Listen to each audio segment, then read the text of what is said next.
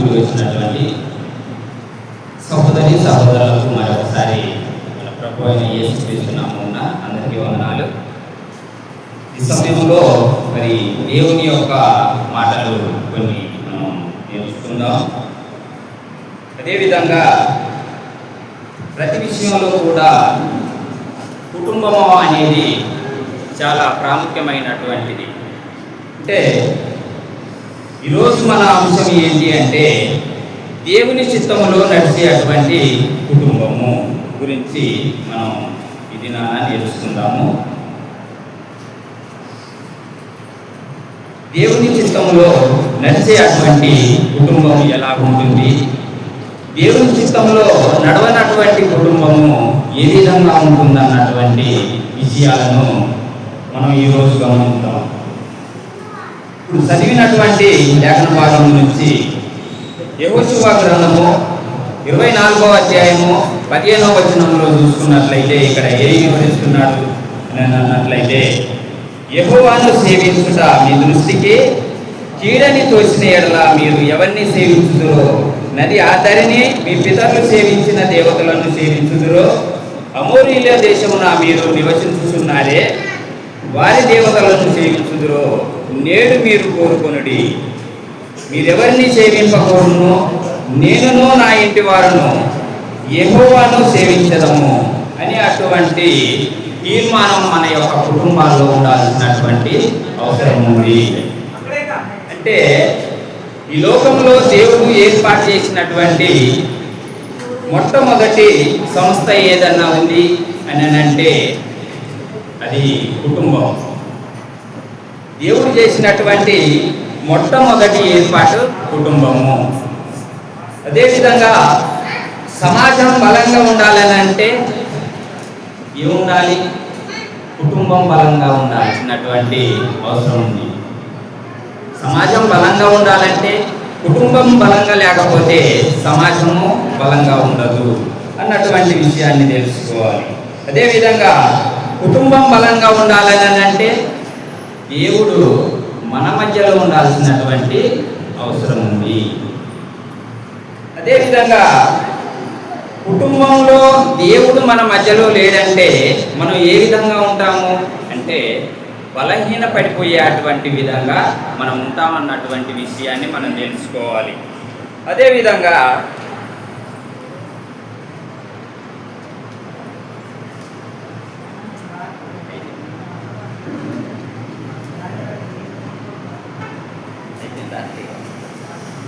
అయితే ఈరోజు మనం అనేక విషయాల్ని చూడబోతున్న విషయం ఏంటి అంటే మొదటిగా దేవుడు మన కుటుంబంలో ఉంటే కుటుంబం ఏ విధంగా ఉంటుంది అన్నటువంటి విషయాన్ని మనం చూస్తున్నాం.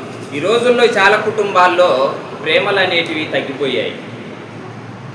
ఒకప్పుడు మన యొక్క తల్లిదండ్రులు వాళ్ళ యొక్క తల్లిదండ్రులు ఉన్నటువంటి ఆ యొక్క కాలంలో ఏ విధంగా ఉండేదని అంటే ఎవరన్నా చుట్టాలు కానీ లేకపోతే మనం వేరే ఉన్న తల్లిదండ్రులు కానీ మన ఇంటికి వచ్చారంటే ఆప్యాయంగా పలకరించుకోవడాలు, కూర్చొని భోజనాలు చేయడాలు, కూర్చొని మరి ఇతర విషయాల్ని మరి ఒకరికొకరు మాట్లాడుకునే అటువంటి పరిస్థితులు ఆ రోజుల్లో ఉండేవి.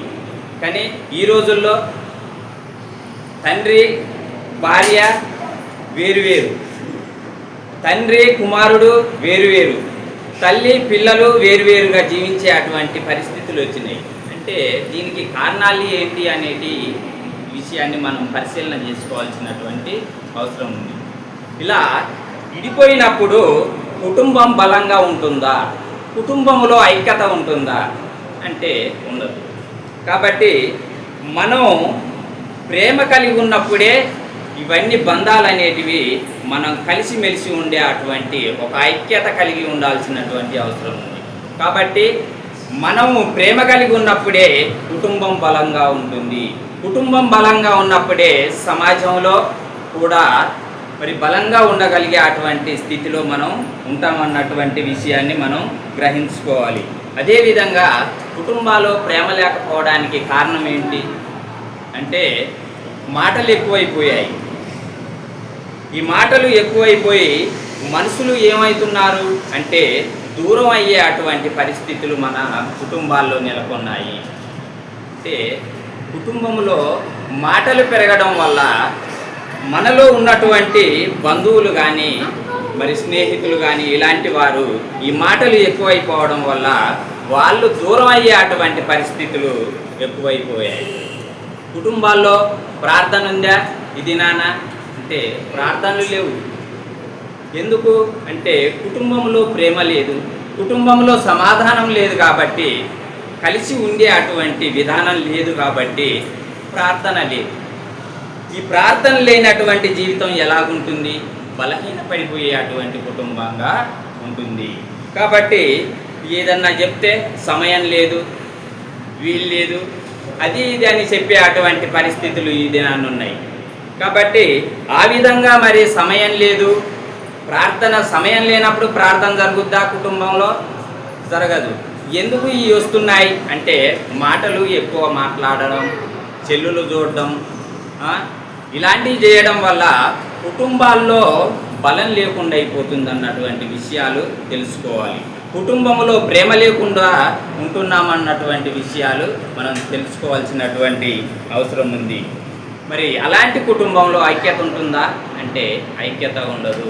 కాబట్టి నా ప్రియ సహోదరి సహోదరులారా, ఈ దినాన మనం తెలుసుకోబోతున్నటువంటి విషయం ఏంటంటే దేవుని చిత్తములో నడిచే అటువంటి కుటుంబం ఎలా ఉండాలి అన్నటువంటి విషయాన్ని మనం పరిశీలన చేస్తున్నాం. కానీ దేవుడు కుటుంబాన్ని ఆశీర్వదించాలని అనుకుంటున్నాడు అన్నటువంటి విషయాన్ని మనం తెలుసుకోవాలి.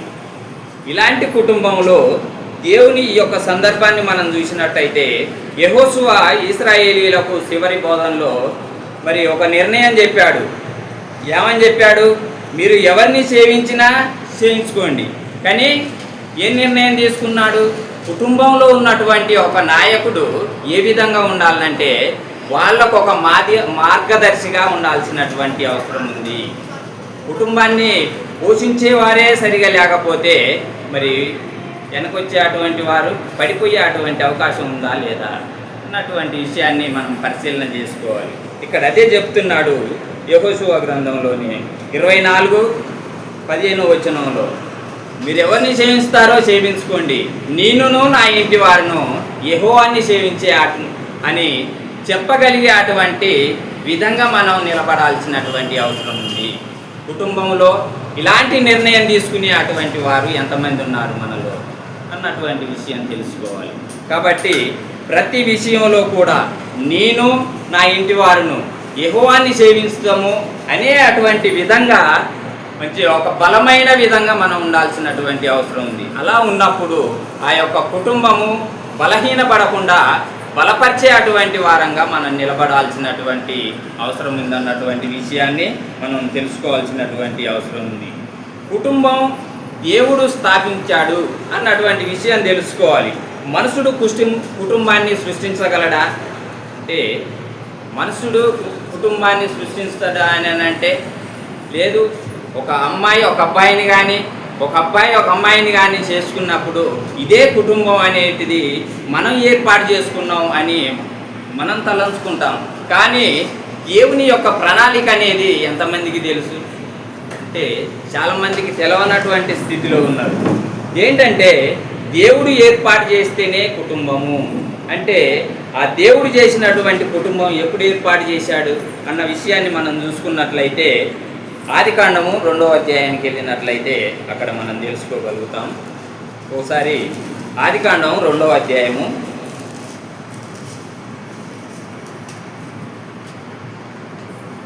18వ వచనంలో చూసుకున్నట్లయితే, మరియు దేవుడైన యెహోవా నరుడు ఒంటరిగా ఉండుట మంచిది కాదు, వానికి సాటి అయిన సహాయమును వాని కొరకు చేసుదును అనుకొనెను. అంటే ఇక్కడ ఏం చెప్పబడుతుంది అంటే నరుడు అంటే ఒంటరిగా ఉండటం మంచిది కాదు, అంటే ఒక కుటుంబాన్ని ఏర్పాటు చేయాలని దేవుని యొక్క సంకల్పం అన్నటువంటి విషయాన్ని మనం గ్రహించుకోవాలి. కాబట్టి మనుషుడు ఏ విధంగా ముందు నిర్ణయింపబడ్డాడో ఆ విధంగానే కుటుంబం కూడా కుటుంబ వ్యవస్థ అనేది ఆది కాలంలోనే దేవుడు నిర్ణయించినట్లుగా మనం చూడగలుగుతాము.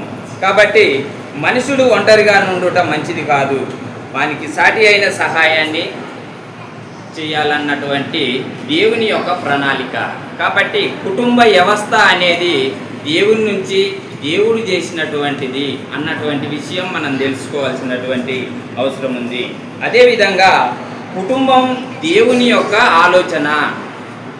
ఈ కుటుంబం నిలబడ్డదంటే, ఈ కుటుంబం ఈ దినాన ఉన్నదంటే దేవుని యొక్క ఆలోచన అన్నటువంటి విషయాన్ని మనం తెలుసుకోవాల్సినటువంటి అవసరం ఉంది. కుటుంబంలో ఇంకేం ఉండాల్సినటువంటి అవసరం ఉంది అంటే కుటుంబంలో ప్రేమ ఉండాల్సినటువంటి అవసరం ఉంది. ఇల్లు ఎంత పెద్దగా అయినా ఉండని కుటుంబంలో ప్రేమ లేకపోతే ఈ లోటుని ఆ కుటుంబం ఆ ఇల్లు తీరుస్తుందా? తీర్చలేదు. కుటుంబం ఇల్లు చిన్నగున్నా కూడా దాంట్లో ప్రేమ కలిగి ఉంటే సర్దుకొని జీవించే అటువంటి విధంగా మనం సంతోషంతో ఉండగలుగుతాము. కాబట్టి ఇల్లు ఎంత పెద్దగా ఉన్నా ఆ ఇంట్లో ప్రేమ లేకపోతే అదంతా వ్యర్థం అన్నట్టుగా మనం చూడగలుగుతాం. కొలసీలకు రాసినటువంటి పత్రిక 3వ అధ్యాయము, కొలసీలకు రాసినటువంటి పత్రిక 3వ అధ్యాయం 19వ వచనం ఒకసారి చూసుకున్నట్లయితే, భర్తలారా మీ భార్యలను ప్రేమించుడి, వారిని నిష్ఠూర పెట్టకుడి. అంటే ఇక్కడ ఏం చేయాల్సినటువంటి అవసరం ఉంది? భర్తలు అంటే భార్యలను ప్రేమించాల్సినటువంటి అవసరము ఎంతైనా ఉంది. అంటే ఇక్కడ ఏం చూపుతున్నాడంటే కుటుంబములో ప్రేమ కలిగి ఉండాలన్నటువంటి ఒక ఆలోచన దేవుని యొక్క సంకల్పములో భాగం అన్నటువంటి విషయాన్ని మనం తెలుసుకోవాలి. అదేవిధంగా మరి స్త్రీలు కూడా ఏ విధంగా ఉండాలి అని అంటే తీతు రాసినటువంటి పత్రిక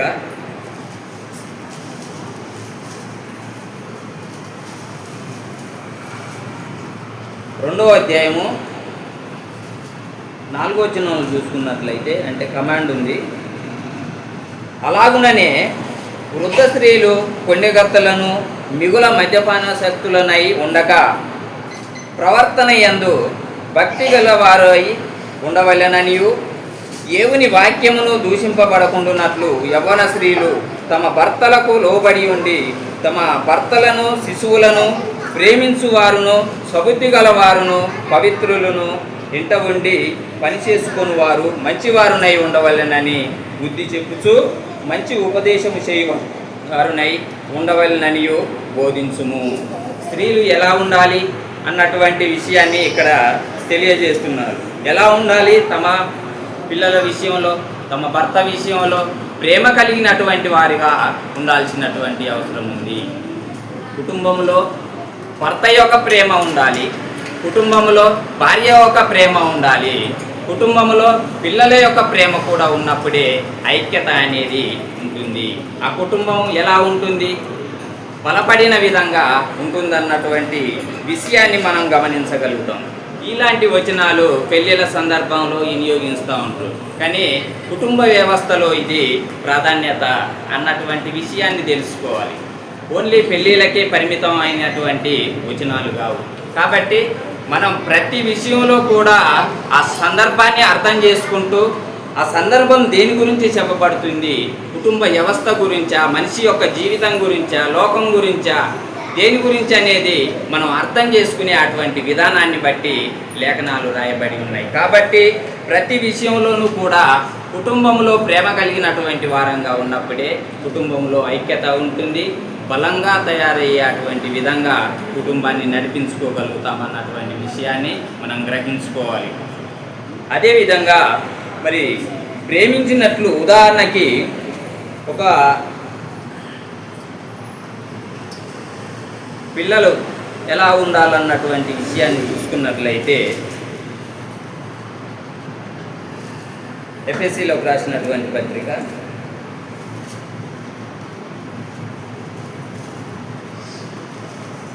ఎఫ్ఎస్సిలోకి రాసినటువంటి పత్రిక 6వ అధ్యాయము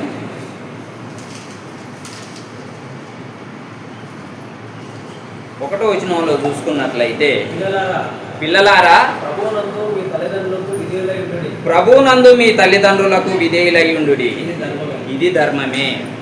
అంటే కుటుంబంలో పిల్లలు ఏ విధంగా ఉండాలి అన్నటువంటి విషయాన్ని మనం తెలుసుకుంటున్నాం. కాబట్టి పిల్లలు ప్రభువునందు మీ తల్లిదండ్రులకు విధేయులై ఉండి తల్లిదండ్రులకు విధేయులై ఉండాల్సినటువంటి అవసరం ఉంది.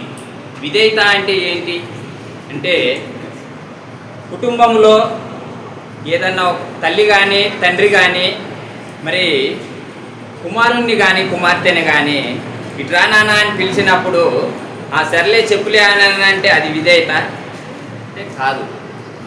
విధేయత అంటే ఏంటంటే, మనం ఏదన్నా చెప్పినప్పుడు ఎంబటే మన దగ్గరికి వచ్చి చెప్తున్నానా అని అంటే అది విధేయత. అక్కడుండి చెప్పులే అని అంటే విధేయత కాదు. విధేయత అనేది మనం తెలుసుకోవాల్సినటువంటి అవసరం ఉంది. భర్త ప్రేమ కలిగి ఉండాలి, భార్య ప్రేమ కలిగి ఉండాలి. పిల్లలు విధేయత కలిగినటువంటి వారుగా ఉన్నప్పుడే కుటుంబం బలంగా ఉంటుందన్నటువంటి విషయాన్ని మనం తెలుసుకోవాల్సినటువంటి అవసరం ఉంది. అదేవిధంగా పిల్లలారా ప్రభువునందు మీ తల్లిదండ్రులకు విధేయులయ్యుండుడి అన్నటువంటి విధంగా మన పిల్లల్ని కూడా మనం పెంచాల్సినటువంటి అవసరం ఉంది. విధేయత అంటే ఏంటిది, ప్రేమ అంటే ఏంటిది, వినయం, ఇలాంటి విషయాలు మనం వారికి బోధించినట్లయితే అది బోధించాల్సినటువంటి బాధ్యత ఎవరికి ఇచ్చిండు అంటే భార్యకి ఇచ్చిండు, స్త్రీకి ఇచ్చాడు. స్త్రీ యొక్క గొప్పతనాన్ని బైబిల్ చాలా గొప్పగా వివరిస్తుంది. కాబట్టి మన సంఘాల్లో, క్రీస్తు సంఘాల్లో స్త్రీ బోధించకూడదు, స్త్రీ మాట్లాడకూడదు అన్నటువంటి విషయాలు మనం చూడగలుగుతాం. కానీ స్త్రీకి ఉన్నటువంటి ప్రాముఖ్యత చాలా గొప్పది. ఈ లోకానికి రక్షణ కలగడానికి కారణం స్త్రీ నుంచి వచ్చినటువంటి సంతానం. అదేవిధంగా స్త్రీ యొక్క గొప్పతనము పిల్లలకు బోధించడం కానీ, ప్రేమ కలిగి ఉండడం కానీ, కుటుంబ వ్యవస్థని నడిపించే అటువంటి బాధ్యత భార్యకి ఇచ్చిండు, స్త్రీకి ఇచ్చిండు అన్నటువంటి విషయాన్ని మనం జ్ఞాపకం చేసుకోవాలి. కాబట్టి మరి అదేవిధంగా వారు పిల్లలకు బోధించగలిగే అటువంటి విధంగా ఉన్నప్పుడు పిల్లలు మంచి మార్గాల్లో ఎదగగలుగుతారు, ముందుకు రాణించగలుగుతారు, సమాజంలో బలంగా ఉంటారు, కుటుంబంలో బలంగా ఉంటారు అన్నటువంటి విషయాన్ని మనం తెలుసుకోవాలి. అదేవిధంగా మరొక విషయం చూసుకున్నట్లయితే సామెతల గ్రంథం 1వ అధ్యాయము, సామెతల గ్రంథం 1వ అధ్యాయము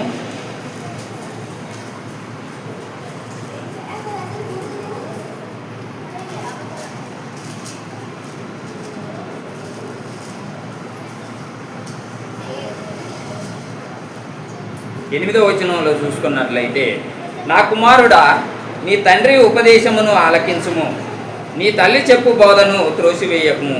అంటే తండ్రి చెబుతున్నటువంటి తండ్రులు వాళ్ళ యొక్క జీవితంలో అనుభవించినటువంటి సమస్యల ద్వారాగా, వారు జీవించినటువంటి విధానం ద్వారాగా, పరిస్థితుల ద్వారాగా తండ్రి పిల్లలకు బోధించినప్పుడు ఆ యొక్క బోధను ఏం చేయకూడదు అంటే త్రోసివేయకూడదు. ఎందుకంటే వాళ్ళు ఆ యొక్క అనుభవం నుంచి వచ్చి ఉన్నారు కాబట్టి, అలాంటి అనుభవం మనకు లేదు కాబట్టి మనం వారి యొక్క మాటల్ని మనం అలక్ష్య పెట్టకుండా లక్ష్య పెట్టే అటువంటి వారంగా మనం ఉండాల్సినటువంటి అవసరం ఉంది. కాబట్టి మరి ఇక్కడ అదే చెప్తున్నాడు 8వ వచనంలో, నా కుమారుడా నీ తండ్రి ఉపదేశమును ఆలకించుము, నీ తల్లి చెప్పు బోధను తోసివేయకుము. అంటే తల్లి కూడా బోధించాల్సినటువంటి అవసరం ఉంది. కుటుంబంలో తల్లి బాధ్యత చాలా గొప్పది.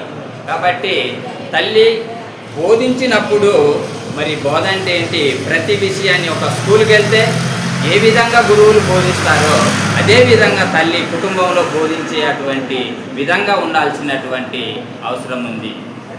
అలా ఉన్నప్పుడే ఇక్కడ ఎలా, నా కుమారుడా నీ తండ్రి ఉపదేశమును ఆలకించుము, నీ తల్లి చెప్పు బోధను త్రోసివేయకుము.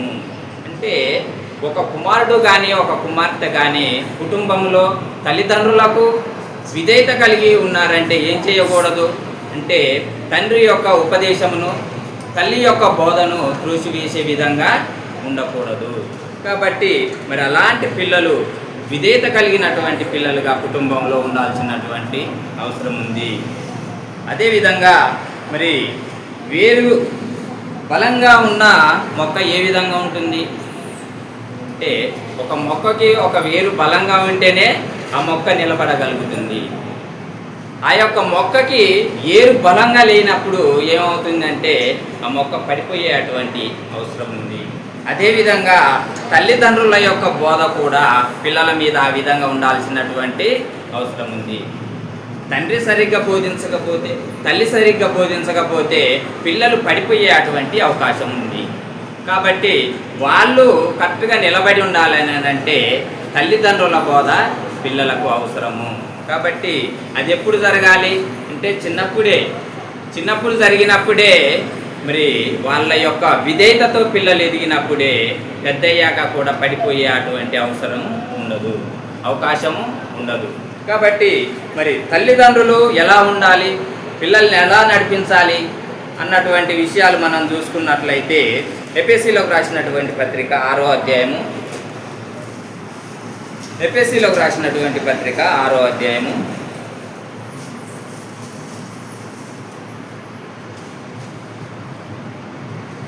4వ వచనంలో చూసుకున్నట్లయితే, తండ్రులారా మీ పిల్లలకు కోపము రేపక ప్రభు యొక్క శిక్షలోను బోధలోను వారిని పెంచుడి. అంటే ఏ విధంగా ఉండాలి తండ్రులు? పిల్లలకు కోపం రేపక అంటే ఇదంతా ఎప్పుడు జరుగుతుంది? కోపం అనేది ఇలాంటి భావన ఎప్పుడు కలుగుతుందంటే ఒక ఏజ్ వచ్చాక మనం వాళ్ళని మందలిచ్చాకన్నా లేకపోతే ఏదన్నా మంచి చెడులు చెప్పినా కూడా వాళ్ళు వినడానికి అవకాశం ఉండదు. ఎందుకంటే ఆ టైంలో వారికి చెప్తే కోపమే వస్తుంది ఏ విధంగానైనా. మరి ఎప్పుడు చెప్పాలి తండ్రులు తల్లులు అని అంటే వాళ్ళకు ఒక స్టేజ్ ఉంటుంది. ఆ స్టేజ్ మించిపోయారంటే మనం చెప్పడానికి అవకాశం ఉండదు. కాబట్టి మనం అందుకనే ఇక్కడ చెప్తున్నటువంటి మాట ఏంటంటే, తండ్రులారా మీ పిల్లలకు కోపము రేపక ప్రభు యొక్క శిక్షలోను బోధలోను వారిని పెంచుడి. అంటే మనం పెంచే విధానం ఏ టైంలో పెంచాలి, ఏ విధంగా చెప్పాలి అని అటువంటి ఆలోచన మనకు ఉండాలి. వచ్చే రావడానికి కైక్కున కసరిచ్చినాం అనుకో వాళ్ళ కోపం వస్తుంది. ఆ కోపం వచ్చినప్పుడు ఏమవుతుంది? పిల్లలు దూరం అయ్యే అటువంటి అవకాశం ఉంటుంది. మరి అదేవిధంగా వారిద్దరి మధ్యన ఏం ఉంటుంది? ఎడబాటు అనేది వస్తుంది. కాబట్టి అలా కోపం రేపే అటువంటి విధంగా కాకుండా మృదువుగా చెప్పాల్సినటువంటి అవసరం ఉంది. కాబట్టి మనం చిన్నప్పుడే పిల్లల్ని పెంచే విధానము, పోషించే విధానంలో మనం చాలా జ్ఞానం కలిగినటువంటి విధంగా మనసులు కావాల్సినటువంటి అవసరం ఉంది. అదేవిధంగా మరి తండ్రులారా మీ పిల్లలకు కోపం రేపక మరి ప్రభు యొక్క శిక్షలోను బోధలోను పెంచుడనే అటువంటి బాధ్యతను తల్లిదండ్రులకు ఇచ్చి ఉన్నాడు. కాబట్టి ఆ యొక్క బాధ్యత తల్లిదండ్రుల మీద ఉందన్నటువంటి విషయం మర్చిపోకూడదు. మరి అదేవిధంగా కుటుంబంలో ఏముండాలి? ప్రేమ ఉండాలి, ఐక్యత ఉండాలి, కుటుంబంలో విధేయత ఉండాలి, మరి కుటుంబంలో పెంచే విధానం ఉండాలి. మరి కుటుంబంలో ఇంకేముండ అవసరమైంది అని అంటే కీర్తనల గ్రంథం 127వ కీర్తన 127వ కీర్తన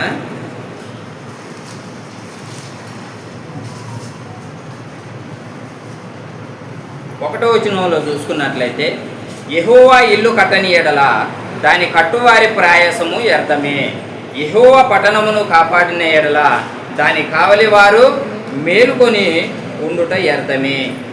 అంటే కుటుంబము, ప్రార్థన లేని కుటుంబము బలహీనపడుతుంది అని ఏ విధంగా చూసామో, యెహోవా ఇల్లు కట్టకపోతే వారి కట్టువారి ప్రయాస వ్యర్థము. అంటే ఇల్లు కట్టేది ఏ విధంగా కడతారు అంటే ఇటుకలతో కడతారు. కుటుంబం ఏ విధంగా కట్టాలి? ఒక ఇల్లు కడుతున్నాం అంటే ఆ ఇల్లు ఇటుకలు, సిమెంటు ఇవన్నీ కలిసి ఉంటాయి. ఇవన్నీ కలిసి ఉన్నప్పుడు ఆ ఇల్లు ఏ విధంగా ఉంటుంది? బలంగా ఉంటుంది. మరి అదేవిధంగా కుటుంబంలో మరి మనం బలంగా ఉండాలంటే ఏం ఉండాల్సినటువంటి అవసరం ఉంది అంటే ప్రార్థన ఉండాల్సినటువంటి అవసరం ఉంది. ఒక ఇల్లు ఏ విధంగా ఇటుకలతో బలంగా కట్టబడుతుందో కుటుంబం కూడా బలంగా కట్టబడాలి అంటే ఆ కుటుంబంలో ప్రార్థన ఉండాల్సినటువంటి అవసరం ఉంది.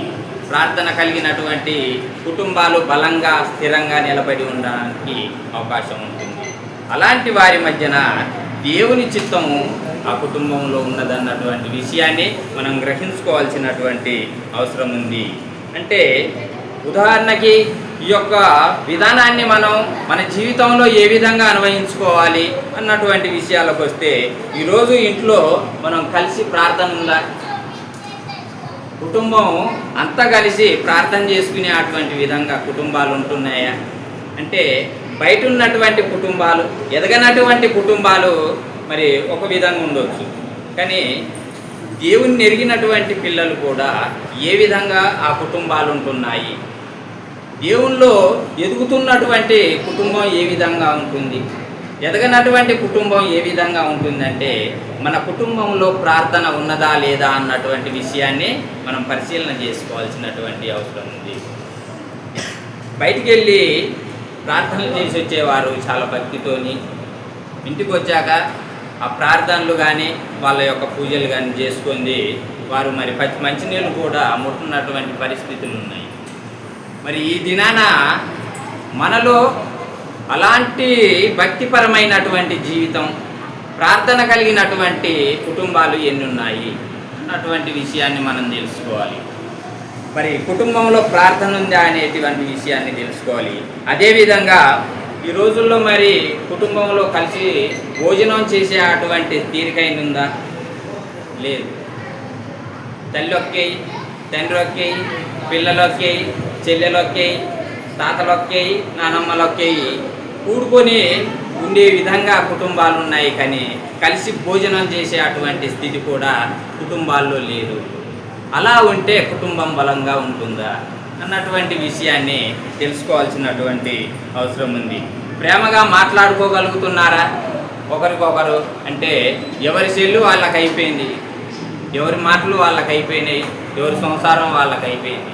ఇక భర్త భార్యతోని, మరి భార్య పిల్లలతోని ఇలాంటి పరిస్థితులు ఏమన్నా ఉన్నాయా కుటుంబంలో అన్నటువంటి విషయాన్ని మనం తెలుసుకోవాల్సినటువంటి అవసరం ఉంది.